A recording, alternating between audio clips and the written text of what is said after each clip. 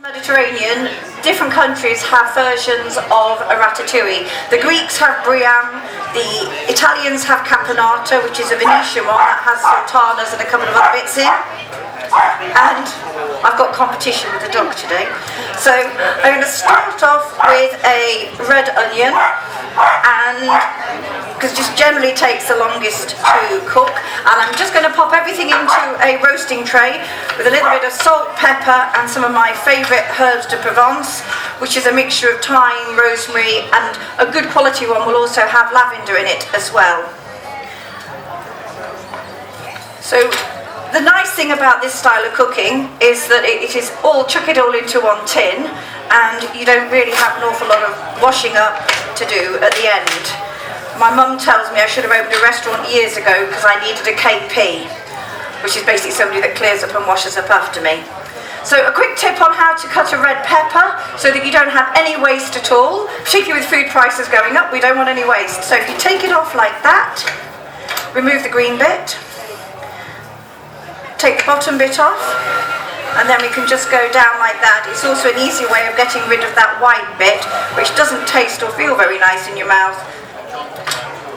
So there we go, absolutely no waste whatsoever. You can then slice it, cut it, chop it. So the thing, if you're cooking at home, do not be scared of having a sharp knife. A sharp knife is absolutely vital. If you cut yourself with a sharp knife, which invariably we all do sometimes, it is actually much less painful than doing it with a blunt one, which makes a deeper cut. Also, you're less likely to cut yourself, because if you've got a blunt knife, it's likely to slip off whatever you're cutting. So if it's nice and sharp, it will hopefully cut what you're aiming for rather than your fingers. Now, another trick, aubergines and courgettes and mushrooms actually take in a lot of water when you're cooking them if you're not careful, and a lot of oil, so they'll absorb it all. So a good way not to juggle with it. So particularly with aubergines and with courgettes, a way to get out the excess water, is to sprinkle a little bit of salt on them before you start. What that does is it draws out the juices, and not only it will get rid of that so it doesn't take on so much oil, but it will also any bitterness. So if you've had a courgette or an aubergine in your fridge for a few more days than you'd like, it can sometimes, I don't know if you've noticed, taste a little bit bitter. The salt will also deal with that. Just remember that to rinse it before you cook it and pat it dry, but also watch how much salt you put in to the rest of the dish, because some of the salt will have permeated. So what that will do, ideally, I should have done one we prepared earlier, that will pull out some juice. So I'll just put that to one side. So in this, I'm going to put a little bit of olive oil. Again, when you're roasting stuff, don't overdo the olive oil and don't be too shy of your oven temperature, because what you're aiming to do is you want a little bit of a char on there, you don't want too much liquid to come out, and you don't want it to go too squidgy. Partly because I want you to be able to skew a little bit so you can try it, because we're going to serve this with halloumi. So in there I've got peppers, onions, my aubergine is doing there, and I'm going to have some garlic. Now with garlic, depending on how you cut it, crush it, slice it, you'll get a slightly different flavour. So I'm going to go for chopped in this one. The other thing as well is people often say they expect their mouth to taste really horrible or to have bad breath after they've had garlic. Quite often if you go to an Indian or a Chinese restaurant, they use pasteurised garlic. So it basically comes in a bag, it's already weeks old, or they'll use a paste because it's quick and easy. What that does is it gives you an artificial flavour of garlic, and then that is what makes your mouth have that unpleasant taste. We get through a bag of garlic like this a week, so everybody's favourite job, is peeling mountains of garlic. So this is actually quite nice because 2 cloves is very manageable. Also, sometimes you're noticing garlic when it's maybe been picked a while, it'll start to sprout and you get that little green bit in the middle. If you take that bit out, again that also helps with not having any unpleasant aftertaste. So in here somewhere, there we go. So these are the herbs de Provence. If anybody wants to come and have a sniff afterwards, it does smell of the Mediterranean. So we'll be adding the salt in there. So I'm just going to pop that in the oven and get it going. So I've got the oven on at about gas mark 8/9, which is about 200. For most things, an oven at 180 will cook almost anything.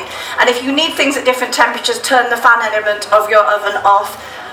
Because as we know at the moment, the cost of food, cost of electricity, everything is going up. So if you've got your oven on to cook something, try and make sure you're using every shelf. So if you've got root vegetables or something in your fridge, chop them up, cook them like I'm doing. You can then just open freeze them, and then you can add them to a pasta sauce, you can add them to a salad, you can do all sorts with them. Sometimes when things start to go a little bit wrinkly, and I deliberately tried to bring some wrinkly tomatoes with me today, so you can see that it's not mouldy, it's not, so you can roast these, you can turn them into a tomato sauce. We really need to stop wasting so much food. We only produce about 60% of the food in the UK that we need to kind of feed our own population. So we need to be a little bit more careful with our resources. So one of my issues is that we don't actually teach people to cook often enough, and sometimes watching celebrity chefs on television is fascinating, it's entertaining, but I think sometimes it actually scares people. So what I always aim to do when I'm doing my little kind of demonstrations is to hopefully inspire you to go into the kitchen. So it's supposed to be a bit more inspirational as opposed to aspirational. So in a minute, I don't want to add those too soon because otherwise the tomatoes will completely collapse. So what else we're going to do is I have got some chorizo down here, and I'm going to, so chorizo is a traditional Spanish ingredient. A lot of you will be familiar with the sort of slices of the cooked chorizo. This is actually cooking chorizo, so it's actually really soft. You can see I can properly squidge that in the middle, and this is soft and it does need to be cooked. The beauty of it is that as you put it into a warm pan, it lets all the cooking, all the flavours come into the oil. So I actually won't need to use any oil in here, and I'm going to be cooking this with prawns, but I will use all the oils and the flavouring that comes out of the chorizo to basically cook the prawns in and to flavour them. So the main two ingredients, or three ingredients that are added to pork to make chorizo are smoked paprika, garlic and salt. So if you ever want to make sort of like chorizo sausage rolls or chorizo burgers, I wouldn't go to the great effort of chopping this all up and adding it to pork. I would just get some smoked paprika, some garlic, and if necessary some salt, and doing it that way. So I'm just going to pop this in here. I've had the pan on gently heating up. If you're cooking with oil, which we will be in a minute with the padron peppers, I would always say get your pan hot, add the oil, and then add your ingredients. Don't put oil in to a cold pan, then heat it up. You'll smoke everywhere out. It's really hard to judge how hot it is, and if you're using butter, it will definitely burn. Right, so while that's going there, I'm just going to turn that down. The other thing as well I always tell everybody is resist that temptation to keep turning everything over, whether that's a steak, whether it's mushrooms. So, because what happens is when you put an ingredient into a hot pan, it caramelizes the outside of it. It needs that heat. So every time you poke it round in the pan, you know, when everybody comes along when they're really hungry and goes, oh, how long's dinner? Don't touch my pan. Because basically, you're distributing that heat, you lose the heat, and particularly with something like mushrooms, you'll encourage the water to come out, and then, as we all know, water can only get to 100 degrees. So instead of frying your mushrooms, you'll end up boiling them. And then they go slimy. Now, this is the point at which you should be starting to smell what's going on. So to me, the smell of this, the smell of garlic king prawns, is just so typical of Mediterranean food. And we have a lovely terrace out the back of Casa, and the extractor from the kitchen, rather conveniently, pumps the smell out onto the terrace. So when you're sitting outside in the sunshine with a cold beer or a glass of wine, even if you didn't think you wanted food, by the time the smells of the chorizo and the prawns have permeated, I can guarantee that we can change your mind. So I'm just going to a little bit of garlic. It's very good for you, garlic is. Wards off all the evil spirits, but not necessarily drunk customers, as we discovered on Saturday night. Note to self, eat more garlic. Right, so into here, I'm going to put my prawns,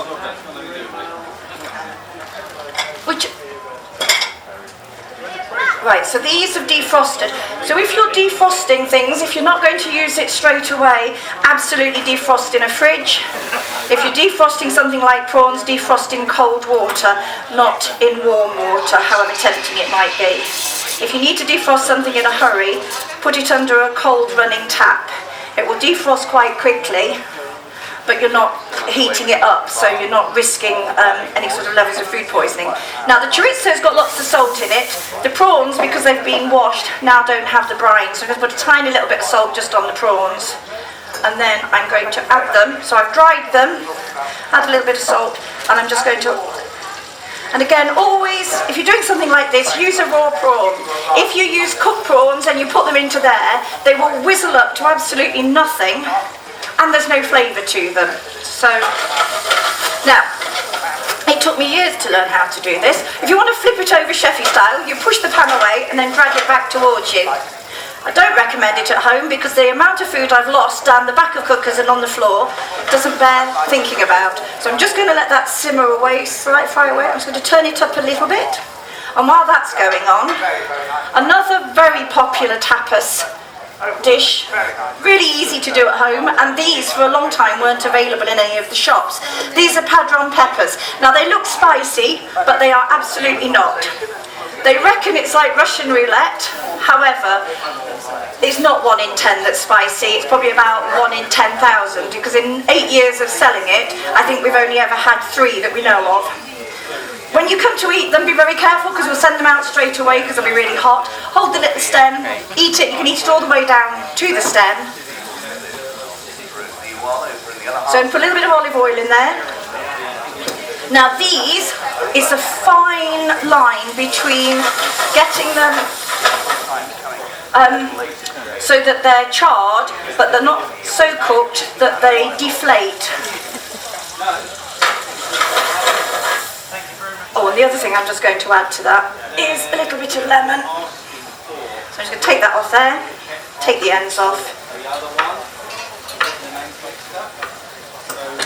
Again, I would always make sure the seeds are out of lemon. There's nothing worse than finding a random seed in your food. There we go.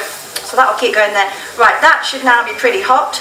I'm just going to, and again, don't stir them around and only do a single layer. And however tempting it is, we're not going to touch that. That's the royal we. That's me. There's a note to myself, I'm not going to touch that. So I'm going to add some tomatoes to this, and then to speed up the aubergine, because obviously we're on a bit of a time schedule, I will start that off in a frying pan.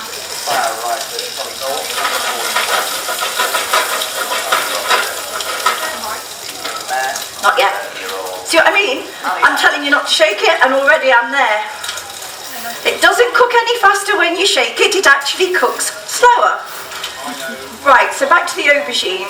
Now, it's not leaking very much, but I don't know if you can see, there is actually, it's starting to go a little bit sort of shiny on the surface. So I'm just going to give it another couple of minutes and see if I can get something out of that. You can see it's actually starting to dissolve the salt, so there must be some liquid coming out. So I just pop that over there. So right, now let's go for it. Can you see in the picture that they are absolutely starting to char there? I turn it so you can... So when we're talking about charring things in a pan, if you're doing a steak, the trick is to do it for the same amount of time on either side, irrelevant of how well you want it cooked. If you're doing it 3 minutes one side, do it 3 minutes the other side, because what you're then doing is pushing the juiciness to the middle rather than it being cooked more one side and less the other.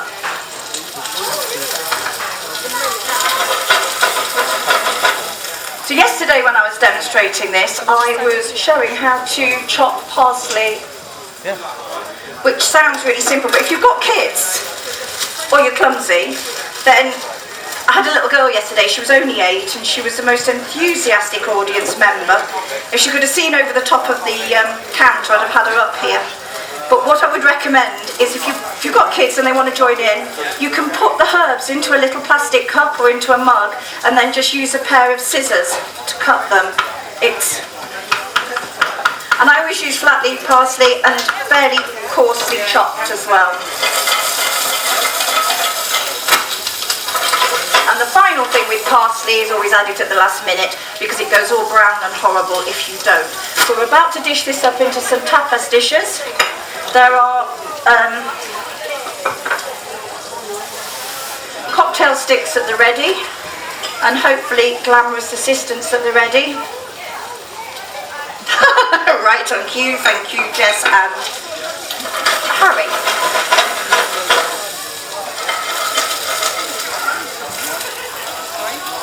You can probably get it from the front.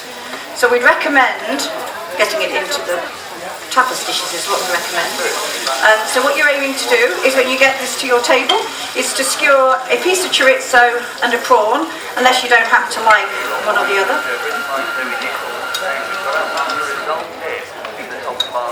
There we go, off you go. Now, to complete, Mike's got your cocktail sticks there.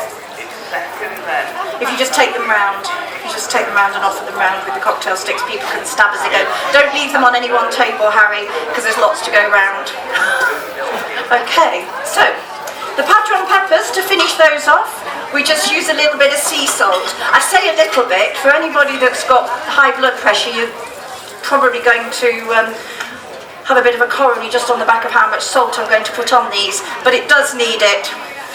If you can't have the salt, I would say just don't bother with the padrons. They're beautiful at the beginning of a meal, as like a little kind of canapé tapas, lots and lots of flavour, and make a nice alternative to nuts. And they contain no